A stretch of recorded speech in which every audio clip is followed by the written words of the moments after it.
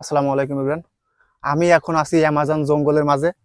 এই অ্যামাজন জঙ্গলে বিশাল আতঙ্কজনক প্রাণী আছে, কিন্তু আমি তো তার থেকেও বেশি আতঙ্ক, মানে খুঁজে পাওয়া কষ্ট হয়ে যাচ্ছে। আমি আইছি তো এরা কেমন জানি একটা গন্ধ পাইছে, আমার আতঙ্কে সবগুলো মানে হারিয়ে গেছে। এই যে মশারির জাল ছেড়ে, কি বলি ওই আর এটা কিসের জাল, মাকড়সা মাকড়সা জাল ছেড়ে পালিয়ে গেছে। মাকড়সার জাল অবশ্য চোখে পড়বে না, ক্যামেরায় ধরা পড়বে না। আমি এখন যেখানে আছি বিশাল এক সিংহের গোয়ার সামনে আছি। এই যে আমার পিছনে দেখতে পাচ্ছেন অ্যামাজন নদী।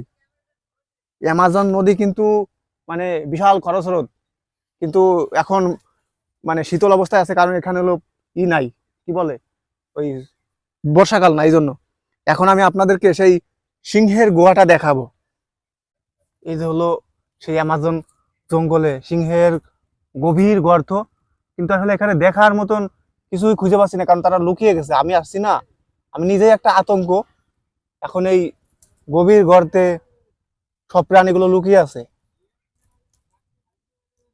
বিষয় হলো এই গর্তটা এমন ভাবে করছে যে গর্তটা এদিক থেকে উপর দিকে, মানে সে উপর দিকে ঢুকে মাঝে লুকিয়ে থাকে, আর উপর দিকে কেউ দাবড় দিলে এদিক থেকে বেরিয়ে যায়। বিষয়টা হলো এরকম। আমি আসলে খুবই দুঃখের সাথে এই অ্যামাজন জঙ্গল ত্যাগ করছি, কারণ এখানে আসলে আপনাদেরকে দেখানোর মতো কিছু পেলাম না। ঠিক আছে, মানে সবাই যে আমার যে একটা আতঙ্ক, এই আতঙ্ক তো আমি এই অ্যামাজন জঙ্গলে যখন পা রেখেছি তখনই ওরা বুঝতে পারছে, তখনই বুঝতে পেরে সবাই যার যার মতো সটকে পড়েছে, যার যার মতো করে হারিয়ে গেছে। আমি শুধু শুনি যে এখানে নাকি বিশাল বিশাল বড় বড় কুমিরের ছাপ আছে, বিশাল বিশাল হায়নার দল আছে।